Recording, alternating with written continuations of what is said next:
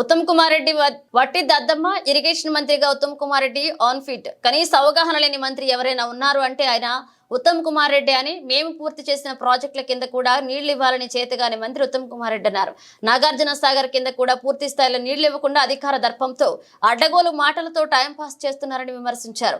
రాష్ట్రంలో డెకాయిట్ల పాలన నడుస్తుందని, ప్రభుత్వంలో ఉన్న ముఖ్యమంత్రి మంత్రులే పెద్ద డెకాయిట్లు, అన్ని శాఖలలో అవినీతి రాజ్యమేలుతుందన్నారు. కన్నేపల్లె మేడిగడ్డ పంపులను స్టార్ట్ చేసి ఇప్పటికైనా నీరివ్వాలని విమర్శించారు. అలాగే ఇంకొన్ని రోజుల్లో రైతులే మిమ్మల్ని ఉరికించి కొడతారన్నారు. వ్యవసాయాన్ని సర్వనాశనం చేసిన దద్దమ్మలు మీరంటూ విమర్శించారు. గత 9 నెలలుగా పరిపాలన చేస్తున్నప్పటికీ కాంగ్రెస్ పార్టీకి ఆ మంత్రులకు ఇప్పటికి కూడా ఇంకా పరిపాలన అర్థం కావట్లేదు. గతంలో మేము పూర్తి చేసి ఇంకా మాకంటే ముందు కాలం నుంచి కూడా పూర్తి అయిపోయి ఉన్న ప్రాజెక్టుల నీళ్ళనే ఇవ్వడం చేత కాకపోతే నాగార్జున సాగర్ నీళ్ళను కూడా చక్కగా ఇవ్వలేని దద్దమ్మ ఉత్తమ్ కుమార్. నీకంటే వెనకొచ్చినోడు ముఖ్యమంత్రి పదవి గుంజుకొని పోతుంటే కూడా ఏం చేయలేని దద్దమ్మ ఉత్తమ్ కుమార్. ఇవాళ తెలంగాణలో డెకాయిట్ల పరిపాలన నడుస్తాము. కేసీఆర్ గురించి మాట్లాడడం కాదు. ఇవాళ ప్రజల్ని ఎవరిని అడిగినా, హైదరాబాద్లో బిల్డర్లను అడిగినా, లేదా ఫైనాన్స్ శాఖ దగ్గర బిల్లుల కొడుకు పోయిన వాళ్ళని అడిగినా,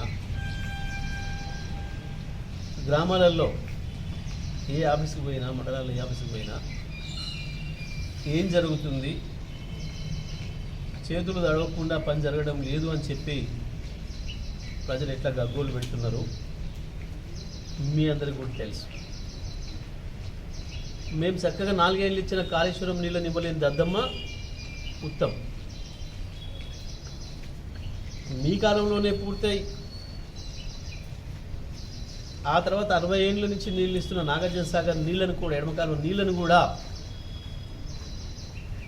పూర్తి స్థాయిలో అందించలేక పొలాలను ఎండబెడుతున్న దద్దమ్మ కూడా ఉత్తమ్ కుమార్.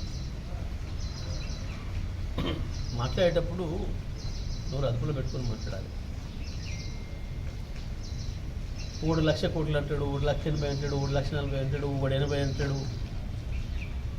ఇదంతా మీ డెకాయిట్లు లెక్కలేవు. వాస్తవ లెక్కలు అయితే అట్లా మారవు. ఎందుకంటే డెకాయిట్లు మాత్రమే దోసుకొని వస్తారు కాబట్టి దోసుకొని వచ్చిన సొమ్ములో వాడెంత తినడు, వీడెంత తినడు అని చెప్పి లెక్కలు తెలియక మాట్లాడుకునే మాట దోపిడీ దొంగల మాటలు. వాస్తవానికి హుజూర్నగర్ నియోజకవర్గం నుంచి మాకు ఫోన్లు వస్తున్నాయి. సార్ మా పొలాలు ఎండిపోతున్నాయి, మాకు ఇబ్బంది అవుతుంది, మీరు రావాలి అని. నల్గొండ నియోజకవర్గం నుంచి వస్తాము. తుంగతుర్తి, సూర్యాపేట, కోదాడ నుంచి అయితే మొత్తుకుంటున్నారు రైతులు. మా పొలాలు ఎండిపోతున్నాయి, రండి కొంచెం చూడండి, పట్టించుకోండి. ప్రభుత్వానికి, ఈ మొద్దు ప్రభుత్వానికి, తెలివి తక్కువ ప్రభుత్వానికి చెప్పండి, వాళ్ళ మెడలు ఉంచండి. ధర్నా జరుగుతున్నాయి. ఈ జిల్లాలో నీళ్ళ కొరకు, విద్యుత్ కొరకు ధర్నాలు జరుగుతున్నాయి. ఇంకా మేము బుకాయిస్తాం, మేము భయపెట్టిస్తాం, మా నోటికి ఏదో వస్తే అది మాట్లాడతాం, అడ్డం నిలువు అనుకుంటే నిన్న నీ ముఖ్యమంత్రికి ఏం జరిగిందో గది జరుగుతుంది. నీకు కూడా ఉత్తమ్. ఆయన అడ్డగోలు తిట్టిండు కాబట్టి అయింటూ నాకు తిట్టడం రాక వెనకబడ్డాను అనుకుంటున్నావు కాదు. ఆ విద్యలు నీకు రాక కాలేకపోయాను. అది మీ వల్ల ఎవరిని చెప్తాడు. మొత్తం రాష్ట్రం మీద పడి దోసుకొని ఒక్కొక్కటి ఒక డిపార్ట్మెంట్ పంచుకొని చేస్తున్న దోపిడీ దొంగలు మీరు. కేసీఆర్ నుంచి మాట్లాడతారు. బుద్ధి ఉండాలి, మాట్లాడాలి, సోయి ఉండాలి. ఈ తిట్ల దండకం తీసుకోగానే నాకు కూడా వస్తుందేమో అనుకుంటే రాదు. పదవి రాదు, చీవాట్లు వస్తాయి ప్రజల నుంచి.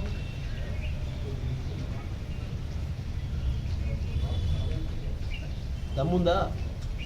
మాట్లాడతావా? వాస్తవంగా నేను ఇవాళ నాగార్జున సాగర్ ఎడమకాలో కట్టడానికి రావాలనుకున్నాను. అక్కడి నుంచి నాకు మాట్లాడుతున్న రైతుల దగ్గరికి వెళ్ళాలనుకున్నాను. కానీ రాత్రి నుంచి వర్షం ఉండటం వల్ల ఆగిపోయిన. లేకపోతే ఇవాళకే అనేక మంది రైతులు మీ పాలకీడు ఒకసారి నేర్జర్లవో, ఒకసారి జానపాడవో, ఒకసారి నల్లగొండ కనగలుగుకోండి, లేదా తిరుమగిరి మండలం రా, ఆరోపల్లి, నూతనకల్, మద్దిరాల, ఆత్మకూరు, చివెంల, పెన్పాడ్, మోతే,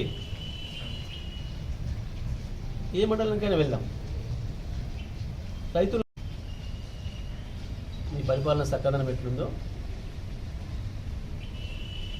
మీ ఇరిగేషన్ శాఖ నిర్వాహకం ఏందో, ఎందుకు కాళేశ్వరం నీళ్ళు 4 ఏళ్ళ నుంచి ఇచ్చిన ఇప్పుడు ఆపిల్ ఉంటుంది. కోతలు పోసిండ్రు, అబద్ధాలు చెప్పి ప్రజలు మోసం చేసే ప్రయత్నం చేశారు. కాళేశ్వరం నీళ్ళు రాలేదు, ఒక చుక్క కూడా, మొత్తం ఎస్ఆర్ఎస్పీ నీళ్ళే మేము దోవిందే, మేము తెచ్చిన ఎస్ఆర్ఎస్పీని మాట్లాడింది. ఇప్పుడు కాళేశ్వరం కొట్టుకపోయింది అని చెప్పాను. మరి ఎస్ఆర్ఎస్పీ మీరు కట్టిన ఎస్ఆర్ఎస్పీ అక్కడనే ఉంది కదా, ఇప్పుడు ఎందుకు వస్తలేవు నీళ్ళు? సూర్యాపేటకి ఎందుకు రావు, తుంగతుర్తికి ఎందుకు రావు, కోదాడికి ఎందుకు రావట్లేదు? చెప్తావా సమాధానం సూటిగా? ఎందుకు నాగార్జున సాగర్ ఎడమ కాలువలో మొన్నటి వరకు మేము 11,000 క్యూసెక్ల నీళ్ళు ఇచ్చినాం, ఎందుకు ఇవాళ కేవలం నువ్వు 6,000 క్యూసెక్లు ఇచ్చి చెరువులు నింపకుండా రైతాంగం పొలాలు ఎండబెడుతున్నావు? ఎడమ కాలువ కింద కూడా ఎస్ఎల్బీసీకి కూడా పూర్తి స్థాయిలో నీళ్ళు తేవడం లేదు. నిన్న మనం 2 రోజులు ధర్నా చేశారు కదా తిప్పర్తి మండలంలోనే, నీ స్వయంగా నల్గొండ మంత్రి నియోజకవర్గ రైతులే. సిగ్గనిపిస్తలేదా మీకు? ఇంకా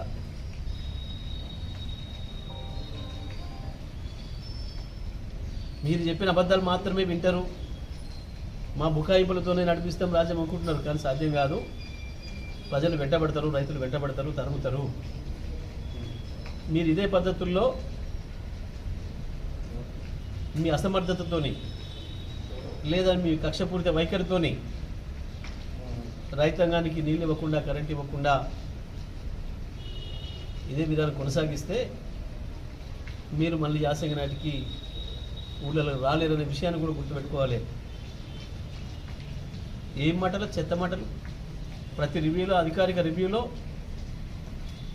ప్రభుత్వ సొమ్ముతోని హెలికాప్టర్లో తిరుగుకుంటా మీరు వాగుతున్న వాగుడు, సులువు వాగుడు, ఏం వాగుడు, చెత్త వాగుడు. బుద్ధి ఉండాలి కదా. ఎక్కడ కూర్చున్నాం, ఏ రివ్యూలో ఉన్నాం, ఇది రాజకీయ సభనా, ఇది అధికారిక సమావేశమా, సోయి ఉండాలి కదా. ఏం చెప్పినావు? కేసీఆర్ మీద ఏడుపు తప్ప కొత్తగా ప్రారంభం చేయిస్తారట, కొత్తగా దేవాదులు నవ్వుకుంటారు ప్రజలు. దేవాదుల నీళ్ళను ఎప్పటి నుంచో వాడుతున్నారు కదా ప్రజలు. సిగ్గు అనిపిస్తలేదా? మేము ఇచ్చిన ఉద్యోగాలకి మేము ఇస్తున్నామని చెప్పుకోవడం, పూర్తయిన ప్రాజెక్టులను మళ్ళీ ప్రారంభం చేస్తా అని చెప్పడం. ఏ పరిపాలన ఇది? ఏం పరిపాలన? సో ఇల్లు మాట్లాడుతున్నారా, లేక మాట్లాడుతున్నారా? ఇప్పటికైనా ఉత్తమ్ గారు ఆ శాఖ మీకు చేయొస్తే చేయండి, లేదంటే కూర్చొని ఆలోచన చేసుకోండి. కానీ నీకు అర్థం కాక, నీకు చేయరాక ఇంకా కేసీఆర్ మీద ఏడుస్తా, కేసీఆర్ని తెప్పించుకుని తిట్టి బయటపడతా అని అనుకుంటున్నావు. రైతుల నుంచి సాధ్యం కాదు. మొదలైంది అప్పుడే, రైతుల్లో చర్చ మొదలైంది, ఇక తిరుగుబాటే ఉంది. మీరు ఇదే రకంగా కాళేశ్వరం తీసుకొని ప్రారంభం చేయకుండా మేము ఆపుతాం, మేము మేడిగడ్డ కన్నెపల్లి పంప్ హౌజులు ప్రారంభం చేయకుండా మేము ఆపుతామని మీరు అనుకుంటే తప్పకుండా రైతాంగం చేతుల్లో మీరు తనులు తినే పరిస్థితి వస్తుంది. జాగ్రత్త. ఈ మాటలు నాకు మాట్లాడాలని లేదు వాస్తవానికి.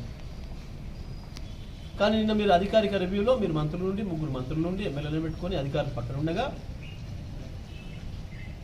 మీరు మాట్లాడిన మాట, మీరు మాట్లాడిన మాట అచ్చం ఇవాళ మీ ప్రభుత్వానికి, మీ మంత్రులకు సరిపోలుతుంది. డెకాయిట్ అనే పదం ఏదైతే వాడినావో ఇవాళ మీ మంత్రుల గురించి, అందరి గురించి ప్రజలు అదే మాట్లాడుకుంటున్నారు. హైదరాబాద్లో ప్రజలను అడిగినా చెప్తారు. ఆర్థిక శాఖ పోతున్న ప్రజలను అడిగినా చెప్పమని చెప్తారు. మున్సిపల్ శాఖకు పోయే వాళ్ళని అడిగమన్నా చెప్తారు. లేదా రెవెన్యూ శాఖకు సంబంధించి గ్రామాలలో జరుగుతున్న విషయాలపైన అడిగినా చెప్తారు. దొంగలు మీరు పెట్టుకొని ఇంకొక గురించి మాట్లాడడం మానుకోవాలి. సరే, మాకేమో ఊరికే ఇట్లాంటి పదాలను ఉపయోగించడం ఇష్టం ఉండదు కాబట్టి మేము మాట్లాడడం ఎప్పుడు కూడా మాకు అలవాటు రాలే. కేసీఆర్ గారు మాకు అటువంటి మాట్లాడమని చెప్పలే, మాట్లాడలే, అవి రాలే. కానీ ఎవరిని డికైట్ అనాలి? పట్టపగలు పట్టుబడ్డ దొంగలను అన్నా, రెడీగా పట్టుబడ్డ దొంగలను అన్నా,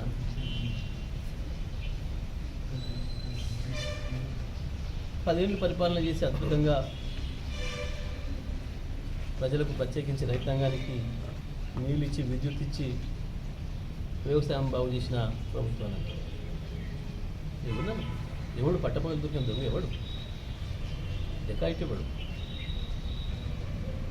ముఖ్యమంత్రిని అనడం చేతగాక ఉత్తమ్ ఇటు మాట్లాడుతున్నట్టు. వాస్తవానికి ఆ మాటలన్నీ ముఖ్యమంత్రిని ఉద్దేశించి మాట్లాడేమని అనుకుంటున్నాను నేను. వాస్తవానికి